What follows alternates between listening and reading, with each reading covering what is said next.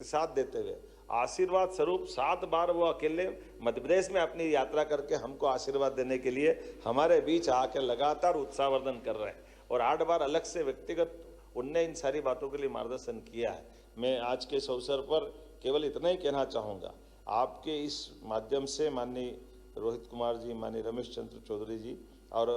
हमारा नीति आयोग और जिस ढंग से सारे विभाग के लोगों ने काम किया है, अभी हमारे जितने आपने लोगों को सम्मानित कराने का अलग अलग अवसर दिया, मैं उसका भी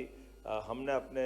टीम वर्क के आधार पर मैदानी अफसरों की ड्यूटी में भी यही निगाह देने का प्रयास किया है कि जिनमें क्षमता है, योग्यता है, उनको पूरा मौका दे रहे हैं, उनसे अपेक्षा कर रहे हैं कि हम आपकी सारी चीज़ों का अनुकूलता देने के साथ इस बात का भी निगाह रख रहे हैं कि हाँ, आप जाइए मैदान में काम करिए, अच्छा काम करोगे तो पूरी तौर पे सरकार आपके साथ है, लेकिन कहीं आपके काम के मामले में कमी आती है तो सरकार आपको देख रही है, सरकार अवॉइड नहीं कर रही है। सरकार की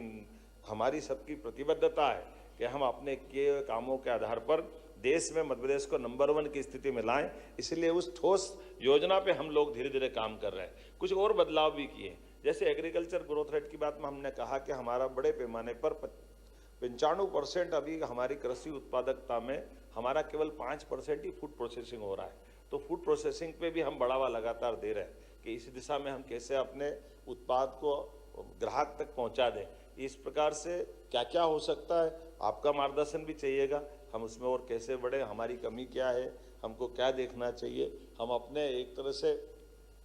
जितने अच्छे प्रकार से काम कर रहे हैं, लेकिन आपका दायरा बड़ा है, आप पूरा देश देख रहे हैं, ऐसे में हम आपसे भी अपेक्षा करते हैं आपका मार्गदर्शन हमको उस रूप में भी मिले। कुछ हमारे जो शहरीकरण के लिए जो चुनौतियां थी, कई और सेक्टर जिसके लिए अभी हम आपसे अपेक्षा करते हैं उस दिशा में भी हमारे लिए कई और गुंजाइशें हैं, लेकिन हमने मेट्रोपॉलिटन सिटी बनाते हुए भी जहां हम अपने नगरीय निकाय के लिए भी सक्षमता लाने का प्रयास कर रहे हैं। दूसरा, हमारी जो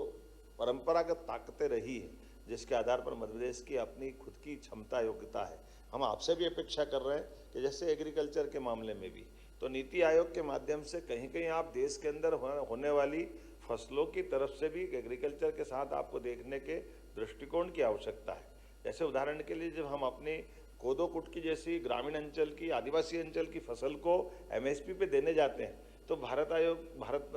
सरकार के पास एग्रीकल्चर डिपार्टमेंट में इस फसल को उपार्जन के लिए कोई गुंजाइश नहीं, यहाँ तक कि इसका नाम का भी दस्तावेजीकरण नहीं। तो मुझे लगता है कि इससे जब एग्रीकल्चर के इस सेक्टर के आधार पर देखें तो पूरे देश में भी ऐसी और कितनी क्रॉप होती है, और ये हम जानते हैं कि मिलेट से आज के समय में इनका अत्यंत महत्व भी है। तो मैं मान के चलता हूँ कि ये केवल एक नहीं, ऐसे कई सेक्टर, जैसे कुछ अनावश्यक खर्चे भी होते हैं जिसमें हमने सुधार किए। जैसे एक परंपरागत रूप से चला हुआ मुद्दा था कि एग्रीकल्चर के लिए एग्रीकल्चर यूनिवर्सिटी खोलो, BSc एग्रीकल्चर करने के लिए एग्रीकल्चर कॉलेज खोलो, तो हमने कही इसकी क्या आवश्यकता है। 2020 की शिक्षा नीति माननीय प्रधानमंत्री जी ने जो दी है कि बहुउद्देशीय विषयों को पढ़ाने के लिए विश्वविद्यालय समर्थ होना चाहिए, हमने इसको लागू करते हुए हमारे 16 सरकारी विश्वविद्यालय में 10 में BSc एग्रीकल्चर कृषि संकाय के आधार पर खोल दिए, ताकि हमारे बड़े पैमाने पर एग्रीकल्चर के प्रति जब हम बदलाव की बात करते हैं तो परंपरागत खेती के आधार पर भी या आम समाज में भी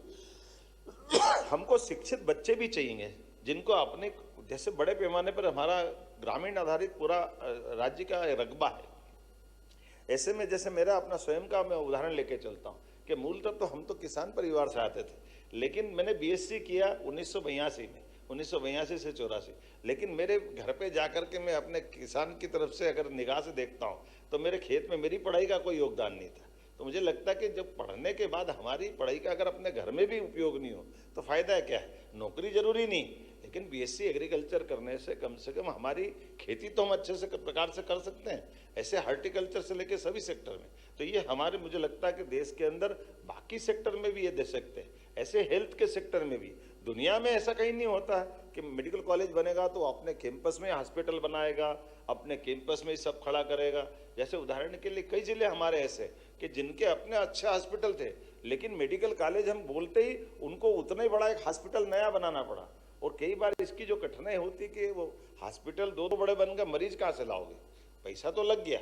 भर्ती भी कर ली, तो मरीज भी तो होना चाहिए, उस जिले की क्षमता तो होना चाहिए। ऐसे में वर्तमान के दौर में हमने एक अच्छा निर्णय किया, मुझे लगता है बाकी राज्य भी इसमें लेंगे कि अपने जिला चिकित्सालय जो ऑलरेडी काम कर रहे हैं और एवरेज वो सब 300 से ज़्यादा बेड क्षमता के। और किसी भी मेडिकल कॉलेज की प्राथमिक आवश्यकता 2 साल तक तो केवल 300 मेडिकल कॉलेज 300 बेड के हॉस्पिटल की है। बाद में जो मेडिकल कॉलेज चलाने आ रहा है उसको हम जमीन 25 एकड़ जमीन 1 रुपए में दे रहे हैं और मेडिकल कॉलेज के लिए आवश्यक हॉस्पिटल फ्री दे रहे हैं कि भैया हम डॉक्टर की तनख्वाह, दवाई का खर्चा, मरीज की व्यवस्था सब हम करेंगे। लेकिन ये 2 साल के बाद अगर आपको बेड के आधार पर नया हॉस्पिटल खोलना है तो उसकी फीस से, बाकी व्यवस्था से आप अपना खुद का हॉस्पिटल खड़ा करो और उस आधार पर मेडिकल कॉलेज भी हो जाएगा। तो ऐसे में हमको सबसे तेज गति से मेडिकल कॉलेज, हम इस मॉडल पे आधार पर जो हमको लग रहा है और जैसा रिस्पांस आ रहा है, आने वाले समय में हम प्रत्येक जिला केंद्र तक मेडिकल कॉलेज पहुंचा देंगे। मैं आपको ये इस तरह से ये जो रिस्पांस मिल रहा है इसके आधार पर बताना चाहूँगा। ऐसे एक नहीं कई सेक्टर में हम काम कर रहे हैं, लेकिन आज तो मेरे सारे मित्रों को जिनको भी इसमें अपने अपने काम के आधार पर पुरस्कृत हुए, सबको बधाई देते हुए और आपका भी अभिनंदन करते हुए, आपका मार्गदर्शन हमको मिलता रहेगा। एक बार फिर माननीय प्रधानमंत्री जी का आभार, जिन्होंने अपने आकांक्षी जिलों के माध्यम से देश को आगे बढ़ाने के लिए केवल लीडरशिप को अपने एक ही एंगल के बजाय हमारे जमीन के नीचे की भी ताकत बढ़ाते जाए, ताकि देश दुनिया के सामने सर उठा करके जो भविष्य में अमृत काल का संकल्प है उसको पूरा कर सके। मेरी अपनी ओर से पुनः आप सबका वंदन, अभिनंदन, बहुत बहुत धन्यवाद।